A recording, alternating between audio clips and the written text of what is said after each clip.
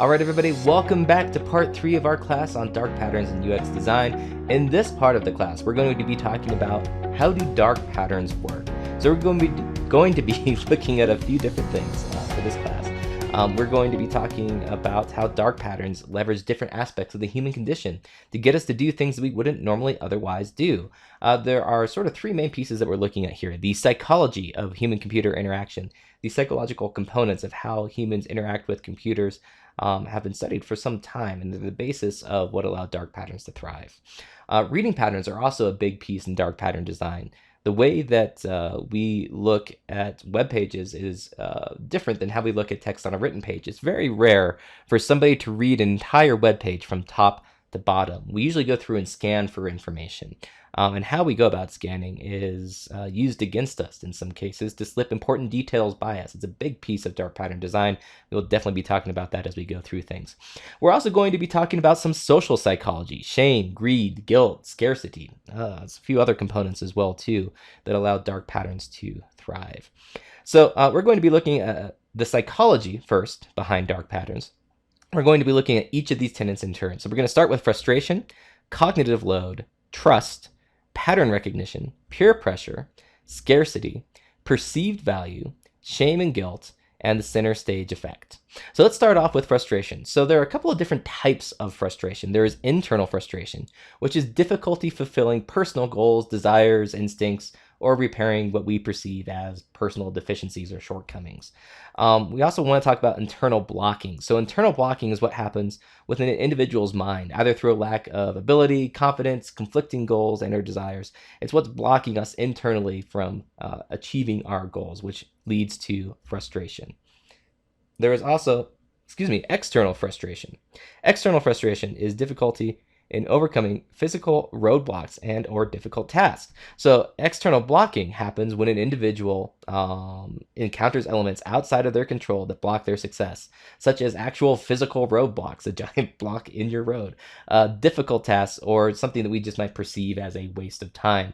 External blocking is a big piece when it comes to UX dark patterns. The effects of frustration can be positive or negative. Some people will actually respond to frustration positively and use it as motivation to get past those blocks and achieve their goals.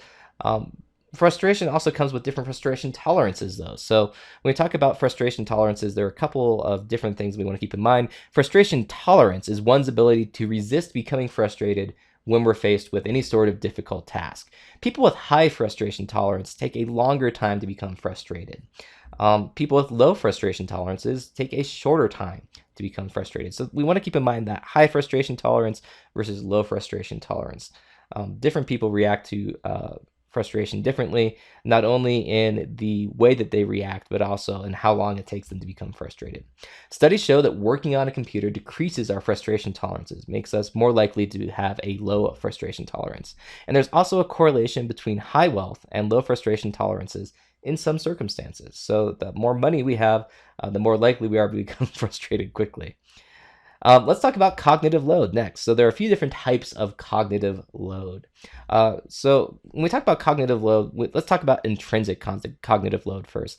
This is the effort associated with a specific topic. So some topics are more difficult to learn, and that's really what cognitive load is, how much load and difficulty we're putting on our brain. Some topics are more difficult than others. So basic addition is much easier than advanced calculus. Advanced calculus has a higher intrinsic cognitive load than basic addition. There's also extraneous cognitive load. This is the way information or tasks are presented to the user. So if I wanted to explain what a square was, there are a couple different ways I could do that. I could tell you that a square is a parallelogram with 4 equal sides, each joining at a 90-degree angle. Alternately, I could just draw you a square. That's much easier to understand visually and easier to understand. It's a much less extraneous cognitive load to see a picture of a square as an explanation for what that square is, rather than listen to me drone on about angles and parallelograms and other vocabulary terms that you may or may not be familiar with. There's also germane cognitive load, which is the work that we put into creating a permanent store of knowledge. It's worth pointing out the extraneous cognitive load is where most dark patterns live and really kind of try and make their money when it comes to creating these dark designs. Intrinsic and germane certainly have their places, but extraneous, presenting information to users in a way that makes it more difficult for them to understand, is usually the route that most dark patterns take. Everyone has their own load processing limits. So it might be more difficult for some people to process intrinsic, extraneous, germane cognitive loads, but some people are just going to be innately or through practice better at having a higher cognitive load, and that's okay. High cognitive load, however, leads to us using different types of strategies to decrease that cognitive load, because when it comes down to it, our brains are kind of lazy. They want to get to the point. They want to find the information. They want to make their decisions and do things in the quickest and most efficient way possible. It kind of reminds me of a quote I heard one time, is that if you want a job done quickly, you want to find the quickest way to do any job, give it to the laziest person, because they will find the quickest and most efficient way to get the job done so they can go back to being lazy. Your brain is very much the same.